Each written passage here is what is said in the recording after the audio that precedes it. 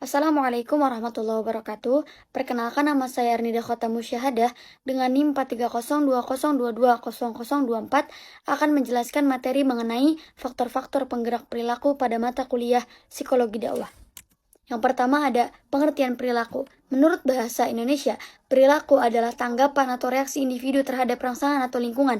Perilaku manusia adalah sekumpulan perilaku yang dimiliki oleh manusia dan dipengaruhi oleh adat, sikap, emosi, nilai, etika, kekuasaan, persuasi, dan genetika. Perilaku tidak terbentuk dengan sendirinya saat manusia lahir. Ada beberapa faktor yang ikut mempengaruhi perilaku manusia. Jadi, suatu pesan tidak langsung mengenai individu, tetapi disaring, difikirkan, dan dipertimbangkan apakah seseorang mau menerima pesan-pesan tersebut atau tidak.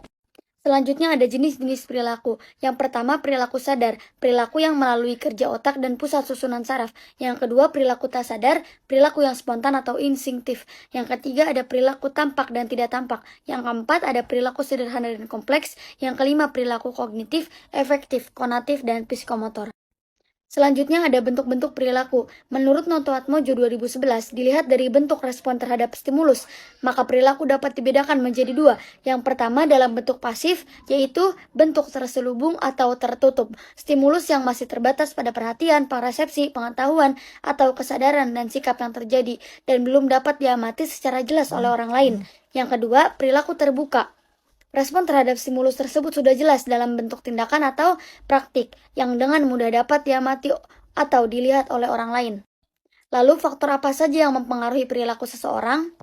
Menurut Popey dan kawan-kawan, tahun 2000, yang pertama ada faktor biologis. Ini sangat berpengaruh dalam situasi lingkungan di mana dia berada. Yang kedua, ada sosiopsikologis, yaitu komponen emosionalnya seseorang. Yang ketiga, ada sikap. Terdapat tingkah laku atau tindakan seseorang dan cara berpikirnya. Dan yang keempat, ada kognitif, berkaitan dengan sebuah kepercayaan seseorang. Kemudian ada pembentukan perilaku manusia. Yang pertama dengan conditioning atau kebiasaan, yaitu dengan membiasakan diri. Contohnya dalam hal-hal baik agar seseorang dapat berperilaku seperti yang diharapkan sesuai kebiasaan. Dan yang kedua dengan pengertian atau insight.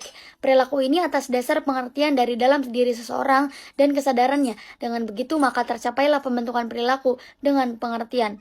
Dan yang ketiga, menggunakan model sebagai contoh atau peranan terpenting atau menjadi patokan dalam seseorang yang bisa ditiru oleh bawahan dan anggotanya.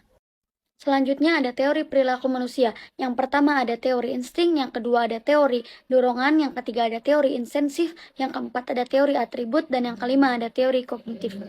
Kesimpulannya adalah, perilaku merupakan seperangkat perbuatan atau tindakan seseorang dalam melakukan respon terhadap sesuatu dan kemudian dijadikan kebiasaan. Terima kasih.